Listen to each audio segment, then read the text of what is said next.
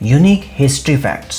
1876 में अमेरिका के केंटकी में आसमान से अचानक मांस के टुकड़ों की बारिश होने लगी। उन टुकड़ों की साइज 2 से 4 इंच की थी। एक थियोरी के मुताबिक शायद उस वक्त आसमान में कुछ वल्चर्स यानी कि गीत थे, जिन्होंने ज्यादा खाने की वजह से एक साथ उल्टी कर दी और उन्होंने खाए हुए मांस के टुकड़े नीचे गिरने लगे। लेकिन इस थियोरी को कभी साबित नहीं किया जा सका, इसलिए आज भी एक रहस्य है। 1913 के आसपास अमेरिका में छोटे बच्चों को पोस्ट ऑफिस के जरिए एक जगह से दूसरी जगह भेजा जाता था। पोस्टमैन लेटर्स के साथ बच्चों के कपड़ों पर स्टैंप लगा के उन्हें एक से दूसरी जगह डिलीवर करता था, जैसे कि अपनी दादी या नानी के पास। उस वक्त पोस्ट ऑफिस की सर्विस सस्ती पड़ती थी और रेलवे टिकट महंगे थे, इसलिए लोग ऐसा करते थे। फिर यूएस पोस्ट सर्विस ने रूल्स में बदलाव किया और इस चीज पर रोक लगाई। ये कहानी झूठ लग सकती है, लेकिन 100% सच है। हेनरी टैंडे ब्रिटिश सोल्जर थे और वर्ल्ड वॉर 1 के दौरान 1918 में जंग के मैदान में थे।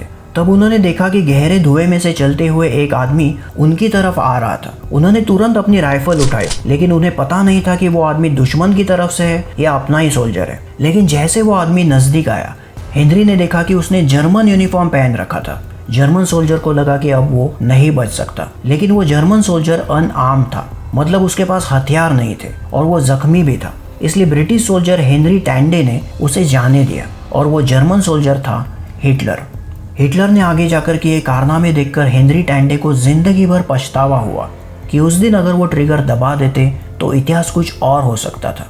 रॉबर्ट वैडलो इतिहास के सबसे ऊंचे इंसान थे। रॉबर्ट वैडलो की हाइट 8 फीट 11 इंच थी और उनका वजन 199 केजी था। यहाँ पर लेफ्ट साइड में नॉर्मल इंसान का जूता है और राइट साइड पर रॉबर्ट वैडलो का। जापान के ओलंपिक एथलीट शुएई निशिदा और शुएई ओए के पास हाफ सिल्वर और हाफ ब्रॉन्ज मेडल है। 1936 समर ओलंपिक में पोल वोल्ट खेल के जापानीज एथलीट्स निशिदा और ओए के बीच सेकंड प्लेस के लिए टाई हुआ, लेकिन उन्होंने एक दूसरे से टाई ब्रेकर में कॉम्पीट करने से इनकार कर दिया। फिर निशिदा को सिल्वर मेडल दिया गया क्योंकि उन्होंने पहले ही अटेम्प्ट में कामयाबी हासिल की थी और ओए को ब्रॉन्ज मेडल दिया गया।